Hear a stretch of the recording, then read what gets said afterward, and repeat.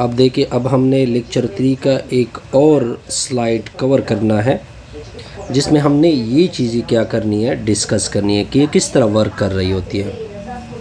इसके लिए मैंने प्रॉपर एक कोड लिखा हुआ है। कौन सा कोड लिखा हुआ है कि नंबर इवन है या ऑड है, ये मैंने कंसेप्ट बनाया हुआ है इसके लिए।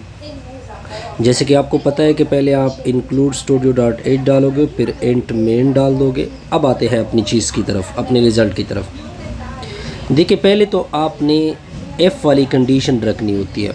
देखिए, पहले मैं कुछ इसकी जो मेन बॉडी है, इसकी मेन बॉडी में मैं रखता हूँ, चूँकि इन इवन नंबर इंटीजर होते हैं तो उसको मैंने एक वेरिएबल में सेव किया। अब मुझे जो प्रिंट होगा, यानी आउटपुट जो स्लाइड है, इस तरह आउटपुट आता है ना, उसमें मुझे पहले ये चीज़ नज़र आएगी, ये चीज़ नज़र आ गई। चलो जी, यहाँ तक क्लियर। फिर स्कैन एफ मैं क्यों यूज़ करूँगा, क्योंकि मैं यूज़र से चाहता हूँ कि वो इधर एक नंबर पुट कर दे, तो वो पुट करेगा। परसेंटेज डी मैंने क्यों लिखा, क्योंकि इंटीजर है और कौन से वेरिएबल को रिकॉल करेगा, नम को रिकॉल करेगा। अच्छा, किसी बंदे ने पुट किया। अब फॉर एग्जांपल मैंने किसी बंदे ने 4 पुट किया इधर, तो वो इस कंडीशन को देखेगा, वो इस कंडीशन को देखेगा। अगर ये 4 2 से डिवाइड हो रहा है, क्योंकि इवन 2 से डिवाइड होंगे तो रिमाइंडर क्या होगा, 0 की इक्वल आएगा, तो वो आपको प्रिंट करके देगा इवन नंबर। अदर भी डिस्कस करते हैं ताकि ये स्लाइड सही तरह से क्लियर हो जाए। फिर एल्स वाली कंडीशन में मैंने रखा हुआ है, जो एल्स वाली कंडीशन है उसमें मुझे प्रिंट ये चीज़ नज़र आनी चाहिए। ठीक है, अगर वो दोबारा इस कंडीशन को, अगर फॉर एग्जांपल अब तो ये ट्रू हो गया, ये कंडीशन ट्रू हो गई, तो उसने क्या दिया, इधर इवन नंबर दिया हुआ प्रिंट में। अगर ये कंडीशन फॉल्स हो जाए, ये जो मैंने कंडीशन रखी है, ये वाली कंडीशन फॉल्स हो जाए, तो फिर क्या होगा, तो फिर वो इस बॉडी में आएगा, एल्स वाली बॉडी में। वो हमें क्या प्रिंट करके देगा, the number is odd. Point clear होगा। अब ये किस तरह वर्क कर रहा होता है, इस चीज़ को डिस्कस करते हैं। अब आप देखते जाइए इसकी बॉडी किस तरह बनती है। क्या होता है कि पहले तो आप स्टार्ट लेते हैं, ठीक हो गया। ये फॉर एग्जांपल स्टार्ट में आपने ये चीज़ें रखनी होती है, ठीक हो गया जी।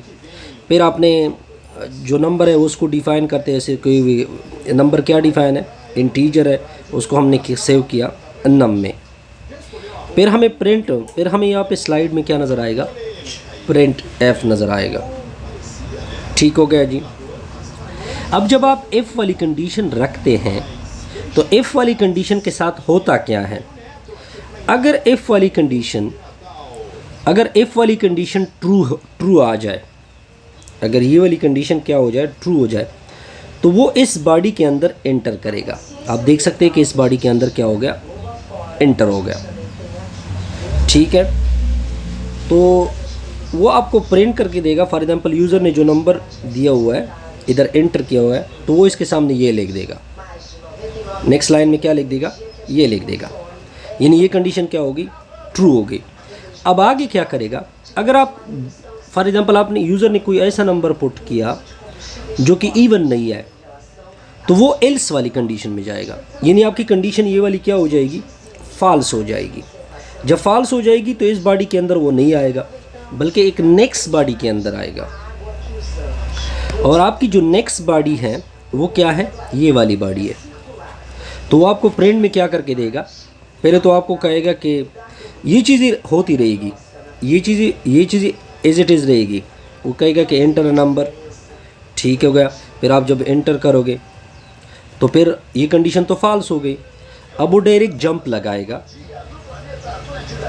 जब आपने नंबर किया वो डायरेक्ट जंप लगाएगा, एल्स वाली कंडीशन के बॉडी के अंदर आ जाएगा, तो वो आपको क्या करके देगा, नंबर इज़ ऑड। इस तरह आपका एफ वाला कंडीशन जो है वर्क कर रहा होता है, क्लियर। तो इस तरह वो एग्जैक्ट होता है, तो वो आपको क्या कर देता है, रिज़ल्ट देता है।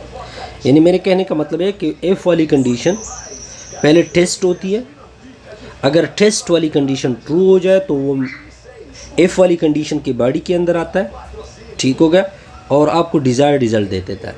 अगर एफ़ वाली कंडीशन फॉल्स हो जाए तो वो जो ट्रू कंडीशन है, ट्रू बॉडी है, उसके अंदर नहीं जाता, बल्कि दूसरे बॉडी के अंदर जाता है। वो बॉडी हमने क्या बनाई है, एल्स वाली बॉडी बनाई है, तो एल्स वाली बॉडी को एग्जीक्यूट कर देता है।